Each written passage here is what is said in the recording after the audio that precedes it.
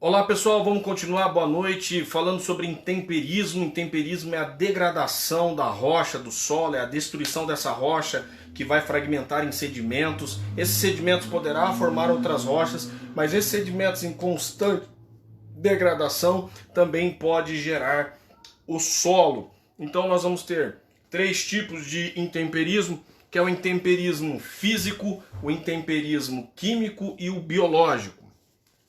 Bom, o intemperismo aí, vamos falar do intemperismo físico, que é a ação da água, a ação do vento e a ação da diferenciação de temperatura que causa a degregação, a dilatação e a condensação dos materiais rochosos, que gera a degradação. Então nós já falamos da ação do efeito físico da água, do vento, da diferença de temperatura através do sol. Então isso gera essa degradação das rochas e do solo, beleza?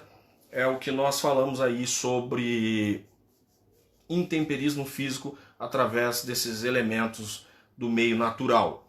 Bom, seguindo, a ação química.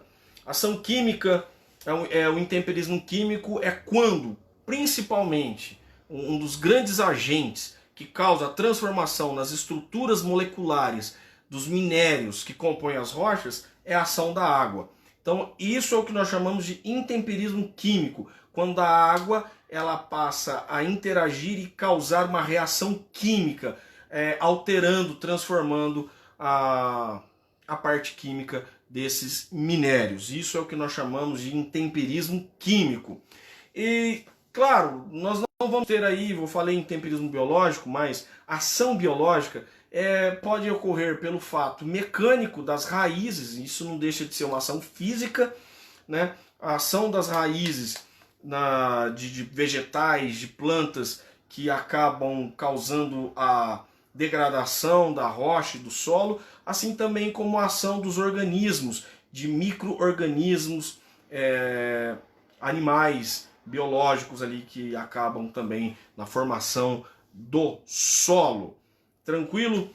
Bom, já falei da ação do vento, já falei da ação da chuva, da ação do vento nos desertos, no caso dos desertos, as geleiras, né, que formam os fiordes. Acompanhe aqui comigo rapidamente como que funciona a formação dos fiordes e das geleiras. Vamos ver se eu tô bom aqui no meu desenho aqui, se eu tô bom para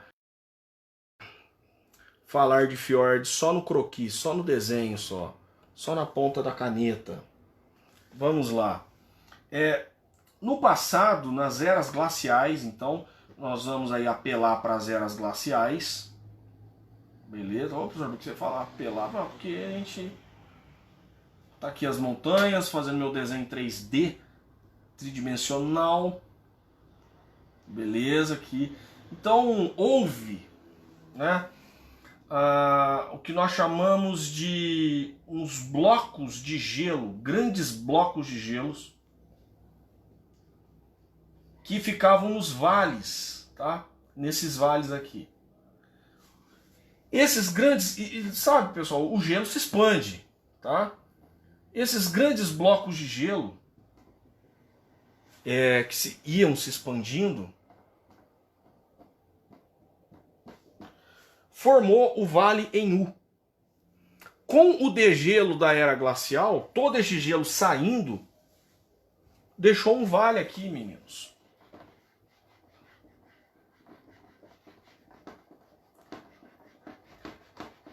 Deixou um vale, um grande vale, uma grande fenda. Esse vale em U.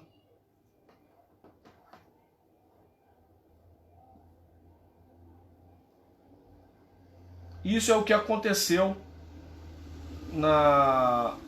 após a Era do Gelo. Olha quem apareceu, olha quem apareceu.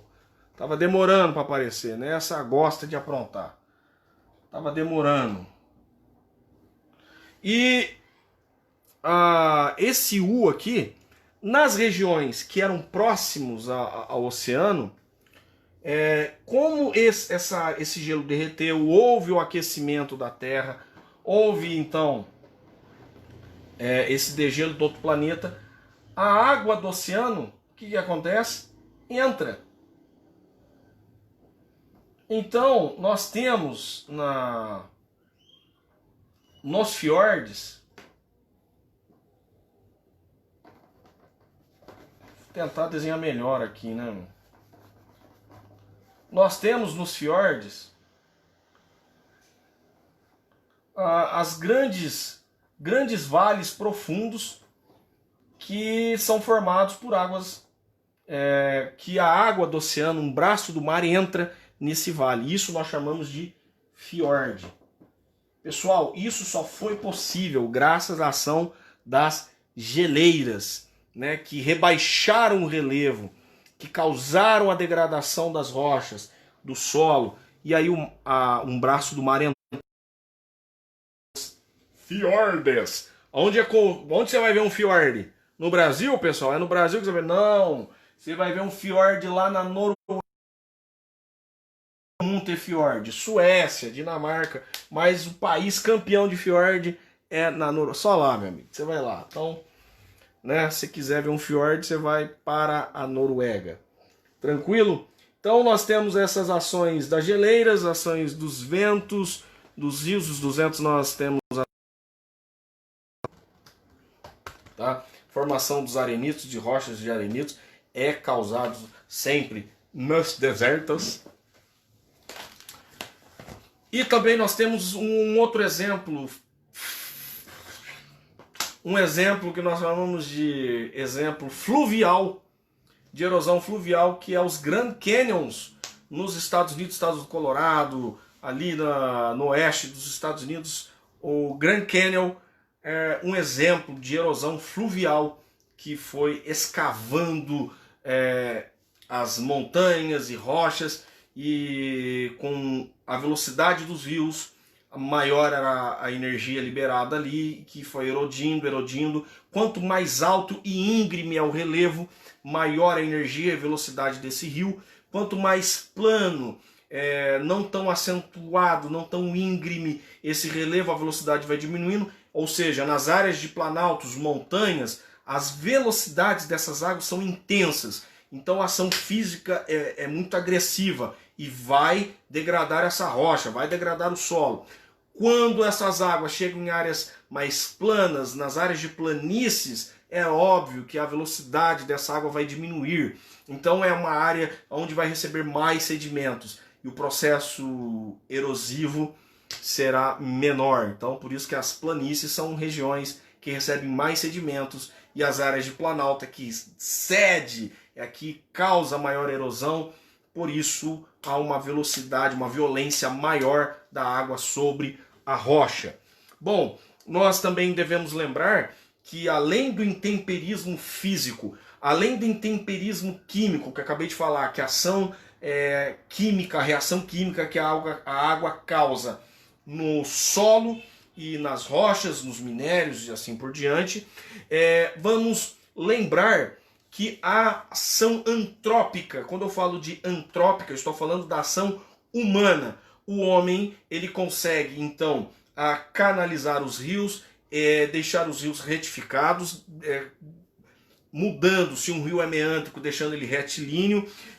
Nós temos ali ação de formações de diques, né, áreas, por exemplo, da Holanda, nos Países Baixos, que para aumentar as áreas de cultivo agrícola, né, já é uma terra de que formaram os polders devido à regressão marinha, áreas mais baixas, abaixo do nível do mar.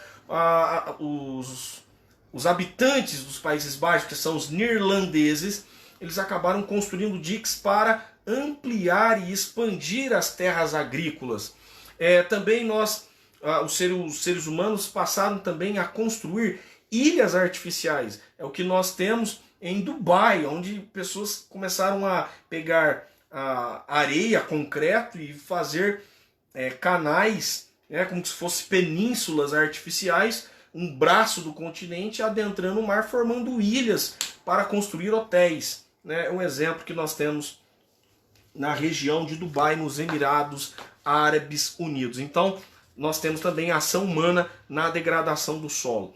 E na questão da ação humana, há um impacto muito grave, que é a ocupação das áreas das encostas, que causam deslizamento nos períodos de chuva, né? Então, as intensas chuvas, a retirada da cobertura vegetal, a infiltração dessa água no solo, deixando o solo mais encharcado, deixando o terreno mais instável, gera também o deslizamento, que é um tipo de ação humana, isso muito comum no Brasil. Aí sim é uma ação, é um problema do nosso país.